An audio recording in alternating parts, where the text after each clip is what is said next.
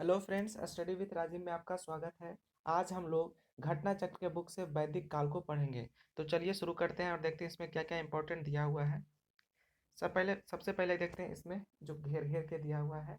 आर्यों का मूल निवास स्थान, कौन से विद्वान कहाँ से आए आर्य ये मानते थे। तो आर्य कश्मीर अथवा हिमालय क्षेत्र से आए थे, ये किसने माना है? एल डी कल ने। आर्य कहाँ से आए हैं? हिमालय अथवा कश्मीर से आए हैं, किसने माना है? एल डी कल के द्वारा ये माना गया है। आर्य जो थे ब्रह्मर्षि देश से आए थे।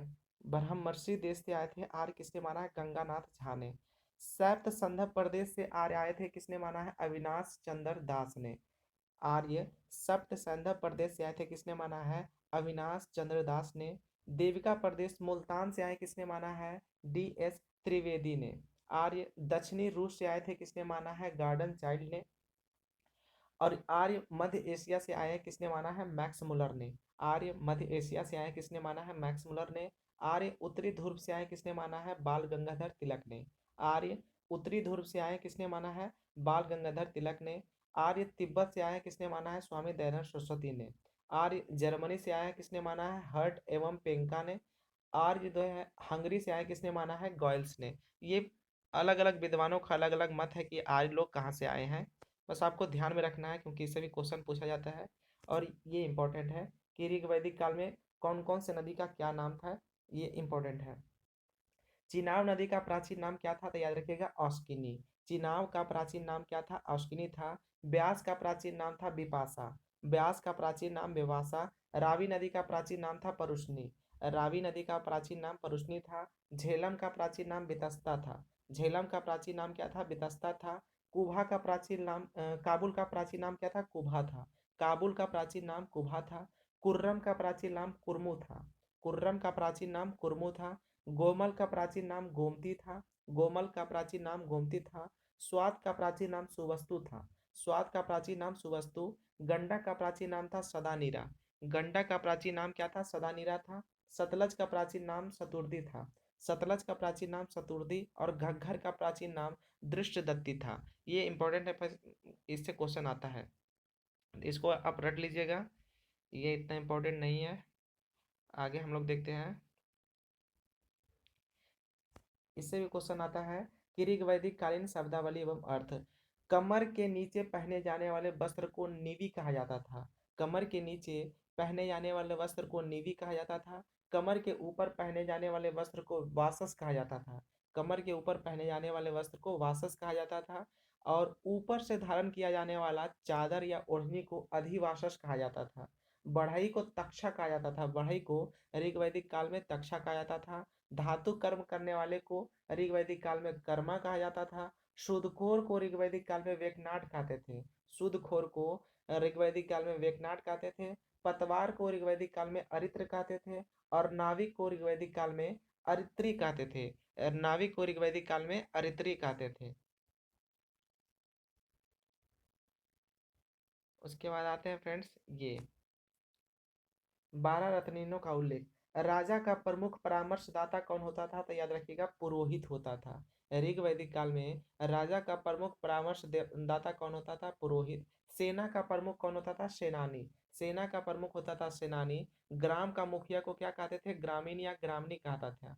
ग्राम के मुखिया को ग्रामीण या ग्रामणी कहते थे। राजा की पत्नी को महिषी कहा जाता था। राजा की पत्नी को महिषी कहा जाता था। रथ सेना का नायक को सूत कहा जाता था। रथ सेना का नायक को सूत कहते थे। कोषाध्यक्ष को संग्रहिता कहा जाता था। कोषाध्यक्ष को संग्रहिता कहा जाता था। और कर एकत्र करने वाले अधिकारी को भाग दूध कहा जाता था। कर एकत्र करने वाले अधिकारी को भाग दूध कहा जाता था। आय व्यय गणनाध्यक्ष दूत क्रीड़ा में राजा का मित्र क्या कहलाता था? अक्षवाप कहलाता था। विदूषक क्या कहलाता था? पालागल। विदूषक को ऋग्वैदिक काल में पालागल कहा जाता था। प्रतिहारी या दवारी को ऋग्वैदिक काल में छत्री या छत्ता कहा जाता था। तो ये कुछ इंपॉर्टेंट था फ्रेंड्स। अब हम लोग क्वेश्चन को देखते हैं।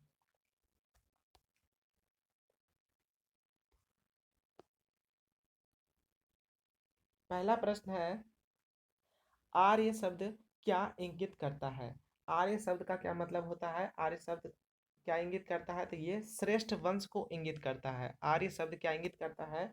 श्रेष्ठ वंश को इंगित करता है। आय प्राचीन भारत यूरोपीय एवं प्राचीन ईरानी भाषा बोलने वालों के लिए प्रयुक्त शब्द है। वैदिक संस्कृति में आर्य शब्द श्रेष्ठ, शिष्ट अथवा सज्जन तथा नैतिक अर्थ में महाकुल, कुलीन, सभ्य, साधु आदि के लिए प्रयुक्त हुआ है। साइनाचार्य ने अपने ऋग भाष्य में आर्य का अर्थ विज्ञ, यज्ञ, अनुष्ठाता, विज्ञ, श्रोता, आदरणीय अथवा सर्वत्र गंतव्य, उत्तम वर्ष, मनु, कर्मयुक्त और कर्मानुष्ठान से श्रेष्ठ आदि बताया है। अतः आर्य संस्कृत भाषा का शब्द है जिसका शाब्दिक अर्थ श्रेष्ठ या कुलीन होता है। बोर नहीं होना है फ्रेंड्स, बस इसको आपको सुन लेना है, एक दो बार याद हो जाएगा। क्लासीय संस्कृति में आर्य शब्द का क्या अर्थ होता है? आंसर है एक उत्तम व्यक्ति। क्लासीय संस्कृति में आर्य शब्द का क्या अर्थ होता है? एक उत्तम व्यक्ति। आगे देखते हैं, सबसे पुराना वेद कौन सा है? आंसर है ऋग्वेद। सबसे पुराना वेद कौन सा है? ऋग्वेद है। भारतीय साहित्य में 4 वेद हैं, कौन कौन से? ऋग्वेद, सामवेद, यजुर्वेद तथा अथर्ववेद, जिसमें से ऋग्वेद सबसे प्राचीन है। ऋग्वेद सबसे प्राचीन है। त्रयी किसके लिए यूज होता है? तो याद रखिएगा, त्रयी 3 वेदों को कहा जाता है। कौन कौन से 3 वेद को त्रयी कहा जाता है? ऋग्वेद, यजुर्वेद और सामवेद को वेद त्रयी या त्रयी कहा जाता है। 4 वेद हैं, उसमें से अथर्ववेद को अगर साइड कर देंगे तो बाकी जो 3 वेद बचता है, ऋग्वेद, यजुर्वेद, सामवेद, को वेद त्रयी या त्रयी कहा जाता है। किस वैदिक काल में वर्ण शब्द का सर्वप्रथम नामोल्लेख मिलता है? वर्ण शब्द का उल्लेख किस ऋग्वैदिक काल में मिलता है? तो याद रखिएगा, ऋग्वेद में। वर्ण शब्द किस वैदिक ग्रंथ में मिलता है? तो याद रखिएगा, ऋग्वेद में मिलता है। वर्ण शब्द का उल्लेख सर्वप्रथम ऋग्वेद में मिलता है। ऋग्वेद में वर्ण शब्द रंग के अर्थ में तथा कहीं कहीं व्यवसाय चयन के अर्थ में प्रयुक्त हुआ है। आर्यों को गौर वर्ण तथा दासों को कृष्ण वर्ण कहा गया है। ऋग्वेद के 10वें मंडल के पुरुष सूक्त में सर्वप्रथम शूद्र शब्द मिलता है। इंपॉर्टेंट है, शूद्र शब्द का उल्लेख कहाँ हुआ है? तो याद रखिएगा, ऋग्वेद के 10वें मंडल के पुरुष सूक्त में शूद्र शब्द का उल्लेख हुआ है। अगला प्रश्न है, वर्ण व्यवस्था से संबंधित पुरुष सूक्त मूलतः कहाँ पाया गया है? तो याद रखिएगा, ऋग्वेद में। वर्ण व्यवस्था से संबंधित पुरुष सूक्त मूलतः कहाँ पाया जाता है? ऋग्वेद में। अगला प्रश्न है, सुमेलित कीजिए। इसका पढ़ लेते हैं। अथर्ववेद औषधियों से संबंधित है। अथर्ववेद में किसका संबंध है? औषधि से। ऋग्वेद में ईश्वर महिमा का संबंध है। ईश्वर महिमा का संबंध किससे है? तो याद रखिएगा, ऋग्वेद से। कर्म कांड या बलिदान विधि का संबंध किससे है? यजुर्वेद से। कर्म कांड या बलिदान विधि का संबंध यजुर्वेद से है और संगीत का संबंध सामवेद से है। याद रखिएगा, इंपॉर्टेंट है। औषधियों का संबंध अथर्ववेद से है। ईश्वर महिमा या देवताओं की स्थिति का संबंध ऋग्वेद से है। कर्मकांड या बलिदान विधि का संबंध यजुर्वेद से है और संगीत का संबंध किससे है? तो याद रखिएगा, सामवेद से है। फिर से मिलान करने हैं। ऋग्वेद में स्रोत एवं प्रार्थनाएं हैं, इसमें कुल 1028 सूक्त तथा 10,552 ऋचाएं या मंत्र या श्लोक है। यजुर्वेद में स्रोत एवं कर्म कांड वर्णित है। सामवेद के पद गे रूप में संगीतमय स्रोत है। तो याद रखिएगा, संगीतमय स्रोत का वर्णन कहाँ है? सामवेद में, जिसको उद्गाता पुरोहित गाता था। सामवेद के जो पुरोहित होता था उसको उद्गाता कहा जाता था। अथर्ववेद में कुल 20 अध्याय एवं 730 सूक्तों में तंत्र मंत्र एवं वशीकरण के संदर्भ में साक्ष्य हैं। निम्नलिखित 4 वेदों में से किस एक में जादुई माया और वशीकरण का वर्णन है? तो याद रखिएगा, जादुई माया और वशीकरण का वर्णन अथर्ववेद में है। ऑप्शन सी इसका सही आंसर है। ऋग्वेद में कितनी ऋचाएं हैं? आंसर है, ऋग्वेद में ऋचाएं हैं 1028। नहीं नहीं, ऋग्वेद में 10,552 ऋचाएं हैं और 1028 सूक्त हैं। ऋग्वेद है, ऋग्वेद क्या है? तो ये है स्रोतों का संकलन है। ऋग्वेद क्या है? स्रोतों का संकलन है। उसके बाद ये आता है, मिलान करना है। ऐत्रेय ब्राह्मण का संबंध किससे है? ऋग्वेद से। ऐत्रेय ब्राह्मण का संबंध किससे है? ऋग्वेद से है। पंचवीस ब्राह्मण का संबंध सामवेद से है। पंचवीस ब्राह्मण का संबंध सामवेद से है। गोपथ ब्राह्मण का संबंध अथर्ववेद से है। गोपथ ब्राह्मण का संबंध अथर्ववेद से है और शतपथ ब्राह्मण का संबंध यजुर्वेद से। इंपॉर्टेंट है, बहुत बार क्वेश्चन पूछा जाता है, इसमें बहुत सारा कंफ्यूजन होता है। ऐत्रेय ब्राह्मण ऋग्वेद, पंचवीस ब्राह्मण सामवेद, गोपद ब्राह्मण अथर्ववेद और शतपथ ब्राह्मण यजुर्वेद। निम्नलिखित में से कौन सा ब्राह्मण ग्रंथ ऋग्वेद से संबंधित है? तो आंसर है ऐतरेय ब्राह्मण का संबंध ऋग्वेद से है। ऐतरेय ब्राह्मण का संबंध ऋग्वेद से है। ब्राह्मण ग्रंथ यज्ञों तथा उसके अनुष्ठानों के विधि विधानों के संबंध में जानकारी देते हैं। ऐतरेय ब्राह्मण तथा कौशिकी ब्राह्मण का संबंध ऋग्वेद से है। पंचवीस या तांड्य ब्राह्मण का तथा जैवनीय ब्राह्मण का संबंध सामवेद से है। पंचवीस, तांड्य ब्राह्मण और जैमिनीय ब्राह्मण का संबंध किससे है? सामवेद से है। शतपथ ब्राह्मण यजुर्वेद से, जबकि गोपथ ब्राह्मण अथर्ववेद से संबंधित है। गोपथ ब्राह्मण का संबंध किससे है? तो याद रखिएगा अथर्ववेद से है। पूरा ऋग्वैदिक जो टॉपिक है इसमें सबसे इंपॉर्टेंट यही है कि कौन सा ब्राह्मण ग्रंथ का संबंध किस वेद से है। ऋग्वेद का कौन सा मंडल पूर्णतः सोम को समर्पित मंडल है? आंसर ऑप्शन नंबर सी, नौवां मंडल। ऋग्वेद में कुल 10 मंडल हैं। इसके नौवें मंडल के सभी 114 सूक्त किसको समर्पित है? तो याद रखिएगा सोम को समर्पित है। ऋग्वेद का कौन सा मंडल पूर्णतः सोम को समर्पित है? नौवां मंडल। ऋग्वेद में कुल 10 मंडल है। ऋग्वेद संहिता का नौवां मंडल पूर्णतः किसको समर्पित है? तो याद रखिएगा नौवां मंडल जो है सोम तथा इस पे पर नामकृत देवता को समर्पित है। तो याद रखिएगा नौवां मंडल किसको समर्पित है? सोम देवता को। यज्ञ संबंधी विधि विधानों का पता कहाँ चलता है? तो याद रखिएगा यज्ञ संबंधी विधि विधानों का पता यजुर्वेद में चलता है। यज्ञ संबंधी विधि विधानों का पता यजुर्वेद से चलता है। यजुर्वेद के दो भाग हैं, शुक्ल यजुर्वेद और कृष्ण यजुर्वेद। यज्ञ जिस तरह से लिखा हुआ फ्रेंड्स, यज्ञ यजुर एक जैसा है। इस तरह से आपको याद रखना है, यज्ञ का संबंध यजुर्वेद से है। निम्नलिखित में से किसका संकलन ऋग्वेद पर आधारित है? Answer option number B, Samaveda का। सामवेद का संकलन किस पर आधारित है? तो याद रखिएगा ऋग्वेद पर आधारित है। सामवेद में कुल 1875 ऋचाएं हैं, जिसमें से सामान्य मत के अनुसार 75, जबकि कुछ विद्वानों के अनुसार 99 को छोड़कर शेष सभी ऋग्वेद में ही उपलब्ध है। अतः सामवेद का संकलन ऋग्वेद पर आधारित है। भारत के किस स्थल की खुदाई से लौह धातु के प्रचलन के प्राचीनतम प्रमाण मिले हैं? आंसर है option number B, Atranji Khera. Ahichhatra, Atranji Khera, Alamgirpur, Mathura, Ropar, Shravasti, Kampil आदि स्थलों की खुदाई से लौह युगीन संस्कृति के अवशेष प्राप्त हुए हैं। अतरंजी खेड़ा से लौह धातु मल तथा धातु शोधन में प्रयुक्त होने वाली भट्टियां मिली है। इन जिनसे यह संकेत मिलता है कि यहाँ लौह धातु को गलाने का कार्य स्थानीय रूप से होता था। उपनिषदें पुस्तक हैं, तो याद रखिएगा उपनिषद जो पुस्तक है दर्शन पर आधारित पुस्तकें हैं। उपनिषद दर्शन पर आधारित पुस्तकें हैं, इन्हें वेदांत भी कहा जाता है। उपनिषद को वेदांत भी कहा जाता है। उपनिषदों का मुख्य विषय क्या है? आंसर ऑप्शन नंबर बी, दर्शन। उपनिषदों का मुख्य विषय क्या है? दर्शन है। निम्नलिखित में से किस एक वैदिक साहित्य में मोक्ष की चर्चा मिलती है? तो याद रखिएगा मोक्ष की चर्चा कहाँ मिलती है? उपनिषद में मिलती है। वेदों में मोक्ष शब्द प्रयुक्त नहीं हुआ है। उपनिषदों में प्रथम बार मोक्ष की चर्चा मिलती है। ये शब्द श्वेताश्वर उपनिषद में पहली बार आया है। तो याद रखिएगा मोक्ष शब्द पहली बार किस उपनिषद में आया है? श्वेताश्वर उपनिषद में आया है। अगला प्रश्न है अध्यात्म विज्ञान के विषय में नचिकेता और यम का संवाद किस उपनिषद में प्राप्त होता है? आंसर है कठोपनिषद में।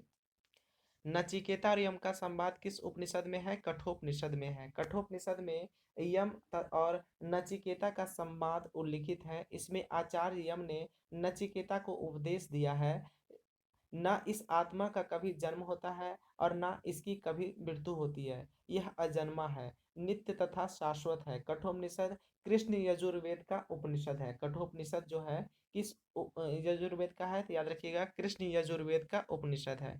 नचिकेता आख्यान का उल्लेख कहाँ मिलता है? आंसर है कठोपनिषद में। नचिकेता आख्यान कहाँ मिलता है? कठोपनिषद में। उपनिषद काल के राजा अश्वपति कहाँ के शासक थे? आंसर है कैकेय के। उपनिषद काल में के राजा अश्वपति कहाँ के शासक थे? तो याद रखिएगा कैकेय के।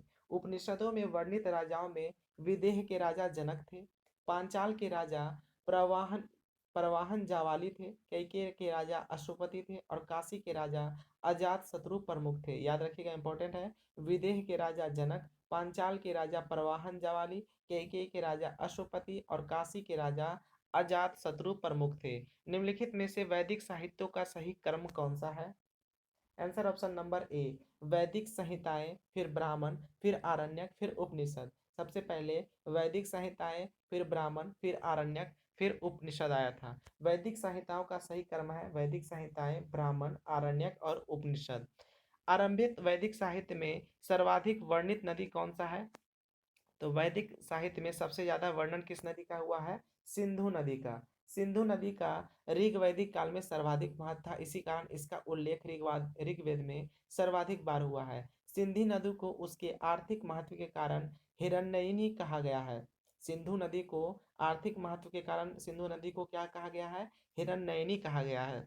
वैदिक नदी ऑस्किनी की पहचान निम्नांकित नदियों में से किस एक के साथ की जाती है? तो याद रखिएगा, ऑस्किनी की पहचान किस नदी के रूप में हुआ है? चेनाब नदी के रूप में।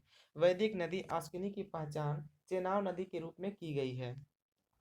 ऋग्वेद में निम्नांकित किन नदियों का उल्लेख अफगानिस्तान के साथ आर्यों के संबंध का सूचक है? आंसर है कुभा या कुर्मू नदी का। ऋग्वेद में उल्लेखित कुभा या काबुल, कुर्मू या कुर्रम, गोमती, कोमल एवं सुमस्तु या स्वात नदियां अफगानिस्तान में बहती थी। इन नदियों के उल्लेख से स्पष्ट होता है कि आर्यों का अफगानिस्तान के साथ गहरा संबंध है। वैदिक नदी कुभा का स्थान कहाँ निर्धारित होना चाहिए? Answer option number A, Afghanistan में। अगला प्रश्न है वैदिक नदियां और उनका आधुनिक नाम। कौन कौन से वैदिक नदी का कौन कौन से आधुनिक नाम था? तो कुभा किसका नाम था? काबुल का। कुभा वैदिक नदी है जिसका आधुनिक नाम क्या है? काबुल। परुष्णी का आधुनिक नाम है रावी, या रावी का प्राचीन नाम क्या था? परुष्णी था। गंडक का प्राचीन नाम था सदानीरा, और सतलज का प्राचीन नाम था सतुर्दी या सतुर्दी। निम्नलिखित में से कौन सी प्रथा चतुष्टय वेदोत्तर काल में प्रचलित हुई थी? चतुष्टय वेदोत्तर काल में प्रचलित हुई थी, ए और सी दोनों है। धर्म, अर्थ, काम, मोक्ष, और सी में है ब्रह्मचर्य, गृहस्थ आश्रम, वानप्रस्थ और संन्यास। तो देखते हैं क्या इसमें इंपॉर्टेंट दिया हुआ है। चार पुरुषार्थ धर्म था, कौन कौन से? धर्म, अर्थ, काम, मोक्ष की अवधारणा वैदिक काल में नहीं थी। मोक्ष की अवधारणा पहली बार उपनिषद में आई। उसी प्रकार आश्रम व्यवस्था, ब्रह्मचर्य, गृहस्थ, वानप्रस्थ, संन्यास का प्रचलन वेदोत्तर काल में हुआ। आश्रम शब्द की उत्पत्ति श्रम धातु से हुई है। आश्रम शब्द की उत्पत्ति किस धातु से हुई है? श्रम धातु से हुई है। धर्म तथा रीत भारत की प्राचीन वैदिक सभ्यताओं के एक केंद्रीय विचार को चित्रित करते हैं। इस संदर्भ में निम्नलिखित में से कौन सा कथन सही है? तो ए और दोनों सही है। धर्म व्यक्ति के दायित्वों एवं स्वयं तथा दूसरों के प्रति व्यक्तिगत कर्तव्यों की संकल्पना था। रीत मूलभूत नैतिक विधान था जो सृष्टि और उसमें अंतर्निहित सारे तत्वों के क्रियाकलापों को संचालित करता था। ये उतना इंपॉर्टेंट नहीं है। अगला प्रश्न है भारतीय संस्कृति के अंतर्गत रीत का क्या अर्थ होता है? रीत का अर्थ होता है प्राकृतिक नियम। ऋग्वेद में हमें धर्म के अतिरिक्त दूसरा शब्द रीत मिलता है। सभी देवताओं का संबंध रीत विश्व की नैतिक एवं भौतिक अवस्था से माना गया है। ऋग्वेद में रीत का वर्णन है। सृष्टि के आदि में सर्वप्रथम रीत की उत्पत्ति हुई थी। रीत के द्वारा विश्व में सुव्यवस्था तथा प्रतिष्ठा स्थापित होती है। यही विश्व की व्यवस्था का नियामक है। निम्नलिखित वैदिक देवताओं में किसे उनका पुरोहित माना जाता था? Answer option number B, Brihaspati को। बृहस्पति जी को वैदिक देवताओं का पुरोहित माना जाता था।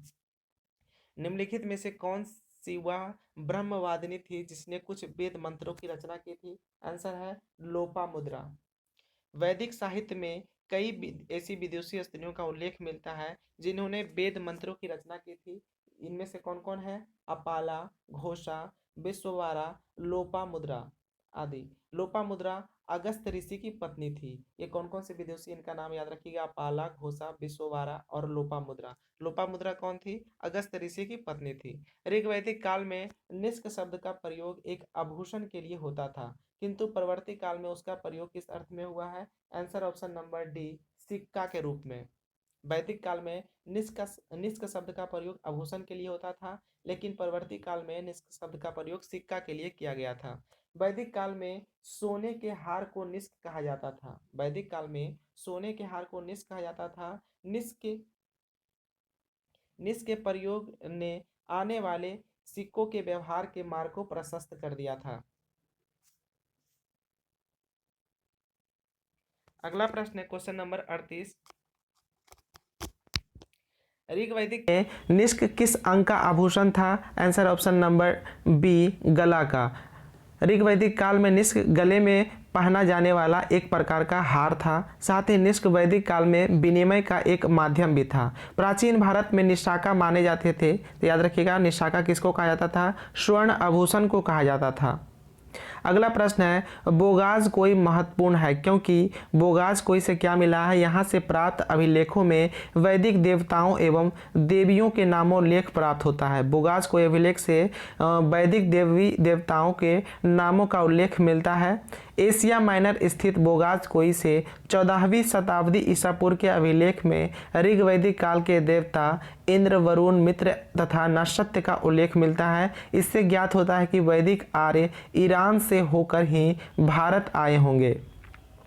निम्नलिखित अभिलेखों में से कौन सा ईरान से भारत में आर्यों के आने की सूचना देता है? बोगाज कोई अभिलेख, जो कहाँ स्थित है? एशिया माइनर ईरान में स्थित है। अगला प्रश्न है 14वीं सदी ईसा पूर्व का एक अभिलेख जिसमें वैदिक देवताओं का वर्णन है, कहाँ से प्राप्त हुआ है? बोगाज कोई से प्राप्त हुआ है। निम्नलिखित में से किसने आर्यों के आदि देश के बारे में लिखा था? आंसर ऑप्शन नंबर डी बाल गंगाधर तिलक ने। बाल गंगाधर तिलक ने आर्यों के आदि देश के बारे में लिखा था। तिलक ने यह मत व्यक्त किया था कि आर्यों का आदि देश उत्तरी ध्रुव था, किंतु तिलक का यह मत इतिहासकारों में मान्य नहीं है। 44वां क्वेश्चन है जिस ग्रंथ में पुरुष मेघ का उल्लेख हुआ है वो कौन सा ग्रंथ है? तो याद रखिएगा इंपॉर्टेंट है, पुरुष मेघ एक प्रमुख यज्ञ है। यह शुक्ल यजुर्वेद के तीसरे अध्याय कृष्ण यजुर्वेद, शुक्ल यजुर्वेद के शतपथ ब्राह्मण तथा कृष्ण यजुर्वेद के तैत्तिरीय ब्राह्मण में वर्णित है। बहुत जगह इसका वर्णन है, इसीलिए इसका आंसर नहीं दिया हुआ है। शतपथ ब्राह्मण में उल्लिखित राजा विदेह माधव से संबंधित ऋषि कौन थे? तो याद रखिएगा ऋषि गौतम राहुगण। आर्यों के पूर्व दिशा की ओर प्रसार के विषय में शतपथ ब्राह्मण में वर्णित विदेह माधव की आख्यायिका उल्लेखनीय है। इसके अनुसार राजा विदेह माधव से संबंधित ऋषि गौतम राहुगण थे। उत्तर वैदिक काल में निम्नलिखित में से किसको आर्य संस्कृति का धूर समझा जाता था? तो याद रखिएगा आर्य संस्कृति का धूर समझा जाता था कुरु एवं पांचाल को। उत्तर वैदिक काल में नगरीकरण की प्रक्रिया आरंभ हो चुकी थी। कुरु पांचाल इस समय के प्रमुख नगर बन गए थे तथा ये नगर उत्तर वैदिक सभ्यता के मुख्य केंद्र या धुर या हब थे। गोत्र शब्द का प्रयोग सर्वप्रथम कहाँ हुआ था? आंसर है ऑप्शन नंबर बी ऋग्वेद में। गोत्र शब्द का प्रयोग सबसे पहले कहाँ हुआ है? ऋग्वेद में हुआ था। गोत्र शब्द का मूल अर्थ होता है गोष्ठ अथवा वह स्थान जहाँ समूचे कुल का गोधन पाला जाता था। पूर्व वैदिक आर्यों का धर्म प्रमुखता क्या था? आंसर ऑप्शन नंबर सी प्रकृति पूजा और यज्ञ। पूर्व वैदिक आर्यों का धर्म मुख्यतः प्रकृति पूजा और यज्ञ पर आधारित था। भक्ति तथा मूर्ति पूजा का उदय मौर्योत्तर काल में हुआ है। ऋग्वैदिक काल में जनता निम्न में से मुख्यतः किसमें विश्वास करती थी? आंसर ऑप्शन नंबर डी बलि एवं कर्मकांड में। ऋग्वैदिक काल में लोग प्रकृति की शक्तियों, वैदिक देवता एवं देवियों की प्रार्थना, यज्ञ जिसमें बलि और कुछ कर्मकांड निहित थे, इसमें विश्वास करते थे। प्रसिद्ध 10 राजाओं का युद्ध किस नदी के तट पर लड़ा गया था? Answer option number D Parushni नदी के तट पर। 10 राज्य युद्ध, 10 राजाओं का युद्ध परुष्णी नदी, जिसका आधुनिक नाम क्या है? रावी नदी के तट पर लड़ा गया था, जिसमें भरतों के राजा सुदास की विजय हुई थी। अगला प्रश्न है ऋग्वेद में उल्लेखित प्रसिद्ध 10 राजाओं का युद्ध किस नदी के किनारे लड़ा गया था? Answer option number A Parushni नदी, जिसका परुष्णी नदी का आधुनिक नाम क्या है? रावी नदी है। निम्न में से किस नदी को ऋग्वेद में मते तमा, देवी तमा तथा नदी तमा संबोधित किया गया है? Answer option number B Saraswati को ऋग्वेद में मते तमा, देवी तमा तथा नदी तमा से संबोधित किया गया है। उस जनजाति का नाम बताइए जो ऋग्वैदिक आर्यों के पंचजन से संबंधित नहीं है। Answer option number D Kikata. ऋग्वैदिक आर्यों के पंचजनों में यदु, द्रुहयु, पुरु, अनु और तुर्वसु शामिल थे। कीकट इनसे संबंधित नहीं है। ऋग्वैदिक जनजाति में कौन संबंधित नहीं है? तो याद रखिएगा कीकट जनजाति। प्राचीन काल में आर्यों के जीविकोपार्जन का मुख्य साधन क्या था? कृषि। प्राचीन काल में आर्यों के जीविकोपार्जन का मुख्य साधन कृषि था। आर्य संस्कृति मूलतः पशुपालक और कृषक संस्कृति रही है। ऋग्वेद में कई मंत्रों में कृषि तथा उसके क्रिया कार्यकलापों का वर्णन है। अच्छी कृषि के लिए वर्षा की कामना की गई है तथा पशुओं को चराने और पालने का अनेक स्थलों का वर्णन है। उत्तर वैदिक काल तो कृषि प्रधान संस्कृति ही था। ऋग्वेद में उल्लेखित यव शब्द किस कृषि हेतु प्रयुक्त किया गया है? तो याद रखिएगा, यव शब्द का प्रयोग ऋग्वेद में जौ के लिए किया गया है। अगला प्रश्न है, मिलान करिए। चावल को ऋग्वैदिक काल में क्या कहा जाता था? व्रीहि कहा जाता था। मूंग को मोदक कहा जाता था। जौ को यव कहा जाता था और गन्ना को इच्छु कहा जाता था। ऋग्वैदिक काल में चावल को व्रीहि, मूंग को मोदक, जौ को यव और गन्ना को इच्छु कहा जाता था। ऋग्वैदिक पनी किस वर्ग के नागरिक थे? तो याद रखिएगा, पनी जो थे व्यापारी वर्ग के थे। व्यापार वाणिज्य प्रधानता पनी लोग करते थे। ऋग्वेद में पनी शब्द का उल्लेख कई स्थानों पर हुआ है। पनी ऋण देते थे तथा ब्याज बहुत अधिक लेते थे। उन्हें वेकनाट या सूदखोर कहा गया है। वैदिक युग में प्रचलित लोकप्रिय शासन प्रणाली थी वंश परंपरागत राजतंत्र प्रणाली। वैदिक युग में प्रचलित लोकप्रिय शासन प्रणाली कैसी थी? वंश परंपरागत राजतंत्र प्रणाली थी। अगला प्रश्न है, वैदिक युगीन सभा कैसी सभा थी? मंत्री परिषद थी। वैदिक युगीन सभा क्या थी? मंत्री परिषद थी। वैदिक काल में सभा एवं समिति नामक दो संस्थाएं राजा की निरंकुशता पर नियंत्रण रखती थी। संभवतः सभा कुलीन या वृद्ध मनुष्यों की संस्था थी जिसमें उच्च कुल में संपन्न व्यक्ति ही भाग ले सकते थे। किस वेद में सभा और समिति को प्रजापति की दो पुत्रियां कहा गया है? आंसर है ऑप्शन नंबर डी, अथर्ववेद में। अथर्ववेद में सभा और समिति को प्रजापति की दो पुत्रियां कहा गया है। ऋग्वैदिक जनसभा जो न्यायिक कार्यों से संबंधित थी कौन सी है? सभा।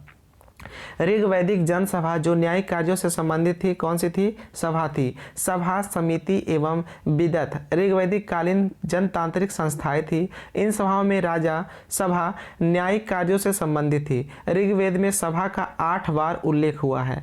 ऋग्वेद में सभा का उल्लेख कितना बार हुआ है? 8 बार। यजुर्वेद, आयुर्वेद अर्थात जीवन का विज्ञान का उल्लेख सर्वप्रथम कहाँ मिलता है? ऑप्शन डी इसका सही आंसर है अथर्ववेद में। अथर्ववेद में सामान्य मनुष्य के विचारों तथा अंधविश्वासों का विवरण मिलता है। इसमें विविध विषयों यथा रोग निवारण, समन्वय, राजभक्ति, विवाह और परिणय गीत आदि का विवरण भी मिलता है। ऋग्वैदिक धर्म कैसा धर्म था? तो ये बहुदेववादी धर्म था। ऋग्वैदिक धर्म एक बहुदेववादी धर्म था। उसके बाद सर्वाधिक ऋग्वैदिक सूक्त समर्पित है, तो याद रखिएगा सर्वाधिक जो ऋग्वैदिक सूक्त है किस देवता को समर्पित है? इंद्र को समर्पित है। ऋग्वेद में इंद्र का वर्णन सर्वाधिक प्रतापी देवता के रूप में किया गया है जिसमें 250 सूक्त समर्पित है। यह ऋग्वैदिक काल में सर्वाधिक लोकप्रिय देवता था। इंद्र को आर्यों का युद्ध नेता तथा वर्षा का देवता माना गया है। ऋग्वेद में अग्नि को 200 सूक्त समर्पित है और इस काल के दूसरे सर्वाधिक महत्वपूर्ण देवता अग्नि है। निम्नलिखित में से किसे ऋग्वेद में युद्ध देवता समझा जाता था? Answer option number B, Indra को युद्ध का देवता समझा जाता था। ऋग्वेद में सर्वाधिक संख्या में मंत्र संबंधित है। आंसर ऑप्शन नंबर ए, अग्नि से। ऋग्वेद में सर्वाधिक संख्या में मंत्र इंद्र को समर्पित है किंतु इस प्रश्न के विकल्प में इंद्र नहीं है, तो इसके स्थान पर दूसरा जो सबसे ज़्यादा मंत्र समर्पित है अग्नि को समर्पित है। वैदिक देवता इंद्र के विषय में निम्नलिखित कथनों पर विचार कीजिए। तो इंद्र के बारे में देखते हैं हम लोग क्या क्या इसमें इंपॉर्टेंट दिया हुआ है। इंद्र, ऋग्वेद में इंद्र का वर्णन सर्वाधिक प्रतापी देवता के रूप में किया जाता है जिसे 250 सूक्त समर्पित है। यह ऋग्वैदिक काल में सर्वाधिक लोकप्रिय देवता थे। इंद्र को आर्यों का युद्ध का नेता तथा वर्षा आंधी तूफान का देवता माना जाता था। इंद्र को वृत्तासुर नामक राक्षस का वध करने वाला, पुरभीत किला को भेदने वाला, सुमापा सोम का अत्यधिक पान करने वाला, सतकर्ती 100 शक्तियों का स्वामी आदि नामों से जाना जाता है। नैतिक व्यवस्था का संरक्षक वरुण को कहा गया है। इसके अतिरिक्त कुछ मंत्रों में पापियों को दंड देने के लिए इंद्र और सोम से प्रार्थना की गई है।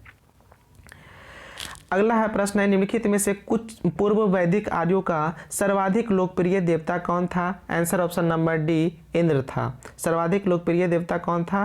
पूर्व वैदिक आर्य में इंद्र था। वैदिक देव मंडल में निम्न में से कौन सा देवता युद्ध का देवता माना गया है? तो याद रखिएगा, युद्ध का देवता इंद्र को माना गया है। 800 से 600 ईसा पूर्व का काल किस युग से जुड़ा है? आंसर है ब्राह्मण युग से।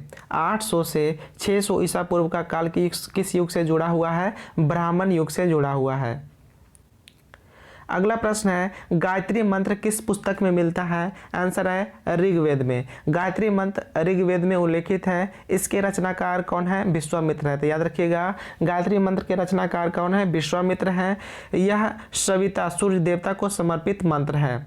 यह मंत्र ऋग्वेद के तृतीय मंडल में वर्णित है। याद रखिएगा, इंपॉर्टेंट है, बहुत बार पूछा गया है। गायत्री मंत्र के नाम से प्रसिद्ध मंत्र सर्वप्रथम किस ग्रंथ में मिलता है? ऋग्वेद में मिलता है, ऋग्वेद के तीसरे मंडल में। गायत्री मंत्र की रचना किसने किया था? विश्वामित्र ने। गायत्री मंत्र की रचना किसने किया है? विश्वामित्र ने किया है। सर्ग, प्रतिसर्ग, वंश, मनवंतर और वंशानुचरित संकेतक हैं। किसके संकेतक है? पुराणों के। ये इतना इंपॉर्टेंट नहीं है। पुराणों की संख्या कितनी है? तो याद रखिएगा, पुराणों की संख्या कितनी है? 18 है। पुराणों की संख्या 18 है। इसकी रचना लोमहर्ष ऋषि तथा उसके पुत्र उग्रसर्वा के द्वारा किया गया है। याद रखिएगा, इंपॉर्टेंट है। पुराणों की रचना किसके द्वारा किया गया है? लोमहर्ष ऋषि और उनके पुत्र उग्रसर्वा के द्वारा किया गया है। कुल कितने पुराण है? तो याद रखिएगा, 18 पुराण है। श्रीमद् भागवत गीता मौलिक रूप से किस भाषा में लिखी गई थी? आंसर है संस्कृत भाषा में। श्रीमद् भागवत गीता मौलिक रूप से संस्कृत भाषा में लिखी गई थी। यह प्राचीन धार्मिक ग्रंथ महाभारत का एक भाग है। महाभारत मूलतः किस रूप में जानी जाती थी? महाभारत को मूलतः किस रूप में जाना जाता था? जय संहिता के रूप में जाना जाता था। सप्तसहर्षि संहिता उपनाम लिखित में से किस ग्रंथ का है? आंसर है महाभारत का। सप्तसहर्षि संहिता किसका उपनाम है? महाभारत का। हिंदू पौराणिक कथा के अनुसार समुद्र मंथन हेतु किस सर्प ने रस्सी के रूप में स्वयं को प्रस्तुत किया था? आंसर है वासुकी ने। हिंदू पौराणिक कथा के अनुसार समुद्र मंथन हेतु मथानी के रूप में मंदराचल पर्वत तथा रस्सी के रूप में सर्पों के राजा वासुकी का प्रयोग किया गया था। अगला प्रश्न है, किस काल में अछूत की अवधारणा स्पष्ट रूप से उद्धत हुई थी? अछूत की अवधारणा किस काल में हुआ था? धर्मशास्त्र के समय में। अछूत की अवधारणा किस काल में हुआ था? धर्मशास्त्र के समय में हुआ था। सत्यमेव जयते किस उपनिषद से लिया गया है? आंसर है ऑप्शन नंबर ए, मुंडको उपनिषद से। सत्यमेव जयते शब्द मुंडको उपनिषद से लिया गया है, जिसका अर्थ है सत्य की ही विजय होती है। यह भारत के राज्य चिन्ह पर भी अंकित है। सत्यमेव जयते शब्द कहाँ से लिया गया है? मुंडको उपनिषद से लिया गया। इंपॉर्टेंट है, बहुत बार पूछा गया है क्वेश्चन। भारतीय प्रतीक पर उत्कीर्ण सत्यमेव जयते लिया गया है मुंडको उपनिषद से। तमसो मां ज्योतिर्गमय का कथन मूलतः कहाँ से लिया गया है? उपनिषदों का है। तमसो मां ज्योतिर्गमय का संबंध किससे है? उपनिषदों से है। तमसो मां ज्योतिर्गमय कथन बृहदारण्यक उपनिषद से लिया गया है। इसका कथन का अर्थ होता है अंधकार से प्रकाश की ओर। तमसो मां ज्योतिर्गमय का संबंध किससे है? तो याद रखिएगा, बृहदारण्यक उपनिषद से लिया गया है। इसका अर्थ होता है अंधकार से प्रकाश की ओर। अगला प्रश्न है, किस उपनिषद का शाब्दिक अर्थ सफेद घोड़ा है? आंसर ऑप्शन नंबर ई, इनमें से कोई नहीं। श्वेताश्वर उपनिषद का अर्थ सफेद घोड़ा द्वारा ढोया गया है। श्वेताश्वतर उपनिषद का अर्थ क्या होता है? सफेद घोड़े द्वारा ढोया गया है। सत्यकाम जवाल की कथा जो अनव्याही मां होने के लांछन को चुनौती देती है, इसका संबंध कहाँ है? छंदोग्य उपनिषद में। सत्यकाम जवाल महर्षि गौतम के शिष्य थे, जिनकी माता का नाम जावला था। सत्यकाम जावला की कथा जो अनव्याही मां होने के लांछन को चुनौती देती है, इसकी कथा किस उपनिषद में है? छांदोग्य उपनिषद में है। ऋग्वेद की मूल लिपि थी किस भाषा में थी? तो याद रखिएगा, ब्राह्मी लिपि में थी। ऋग्वेद की मूल लिपि ब्राह्मी में थी। ऋग्वेद में कुल 10 मंडल है तथा 1028 सूक्त है। ऋग्वेद के पुरोहित को होता या होत्री कहा जाता था। वैदिक कर्मकांड में होता था। इसका संबंध किससे है? ऋग्वेद से थे। होता का संबंध किससे है? तो याद रखिएगा ऋग्वेद से है। अवेस्ता और ऋग्वेद में समानता है। अवेस्ता किस क्षेत्र से संबंधित है? तो याद रखिएगा अवेस्ता का संबंध ईरान से है। अवेस्ता और ऋग्वेद दोनों भाषिक समानताओं के कारण आर्यों की सभ्यता से संबंधित माने जाते हैं। अवेस्ता ईरान के क्षेत्र से संबंधित है। अगला प्रश्न है ऋग्वैदिक काल में किस जानवर को आधन्या माना गया है? आंसर ऑप्शन नंबर सी, गाय को। वैदिक काल में गाय को आधन्या यानी कि ना मारे जाने योग्य माना गया है। गाय की हत्या अथवा उससे घायल करने वाले व्यक्ति को मृत्यु दंड तथा देश निकाला की व्यवस्था वेदों में की गई है। ऋग्वेद में आधन्या का प्रयोग हुआ है गाय के लिए। ऋग्वेद में आधन्या का प्रयोग गाय के लिए हुआ है। ऋग्वेद में कई परिच्छेदों में प्रयुक्त आधन्या शब्द का संदर्भित है किसके लिए? गाय के लिए। ऋग्वैदिक कालीन आर्यों और सिंधु घाटी के लोगों की संस्कृति के बीच अंतर के संबंध में निम्नलिखित कथनों में से कौन सा कथन सही है? इसका आंसर होगा केवल एक। ऋग्वैदिक कालीन आर्य कवच और सिर अस्त्रान हेलमेट का उपयोग करते थे, जबकि सिंधु घाटी सभ्यता के लोगों में इनके उपयोग का कोई साक्ष्य नहीं मिलता है। ये इतना इंपॉर्टेंट नहीं है। ऋग्वैदिक काल के प्रारंभ में निम्न में से किसे महत्वपूर्ण मूल्यवान संपत्ति समझा जाता था? आंसर है गाय को। ऋग्वैदिक काल के प्रारंभ में गाय को महत्वपूर्ण संपत्ति समझा जाता था। इस काल में गायें मुख्यतः विनिमय का माध्यम होती थी। ऋग्वेद के कुछ सूक्तों में गाय को देवता के रूप में कल्पित किया गया है। उसके बाद देखिए मिलान करने वाला है। सिंधु घाटी सभ्यता कैसी सभ्यता थी? तो ये नगरीय सभ्यता थी। उत्तर वैदिक समाज कृषक समाज था। उत्तर वैदिक समाज कृषक समाज था। ऋग्वैदिक समाज चारागाह वाला था। मध्यकाल जमींदारी वाला था। मध्यकाल जमींदारी वाला समाज था। प्राचीन भारतीय समाज के प्रसंग में निम्नलिखित शब्दों में से कौन सा शब्द शेष 3 के वर्ग का निहित है? आंसर ऑप्शन नंबर सी, कोश। प्राचीन भारतीय समाज के संदर्भ में कुल, वंश तथा गोत्र परिवार से संबंधित है। कुल, वंश और गोत्र परिवार से संबंधित है, जबकि कोश परिवार से संबंधित ना होकर भंडार से संबंधित है। संस्कारों की कुल संख्या कितनी है? Answer option number D, 16। 16 संस्कार होना चाहिए। संस्कार का शाब्दिक अर्थ होता है परिष्कार, शुद्धता अथवा पवित्रता। गौतम धर्मसूत्र में इसकी संख्या 40 मिलती है। मनु ने गर्भाधान से मृत्यु पर्यंत 13 संस्कारों का उल्लेख किया है। बाद की स्मृतियों में इसकी संख्या 16 स्वीकार किया गया है। जीविकोपार्जन हेतु वेद वेदांग पढ़ने वाले अध्यापक क्या कहलाते थे? आंसर ऑप्शन नंबर सी, उपाध्याय। वैदिक काल में जीविकोपार्जन हेतु वेद वेदांग पढ़ने वाले अध्यापक उपाध्याय कहलाते थे। आचार्य गुरुकुल की स्थापना करके अपने शिष्यों को पढ़ाता था तथा कोई फीस नहीं लेता था, किंतु शिष्य के द्वारा दी गई दक्षिणा स्वीकार कर लेता था। तो ये था हमारा ऋग्वैदिक काल के सभी महत्वपूर्ण प्रश्न। अब अगला जो चैप्टर हम लोग पढ़ेंगे बौद्ध धर्म। तो वीडियो कैसा लगा जरूर कमेंट करके बताइएगा।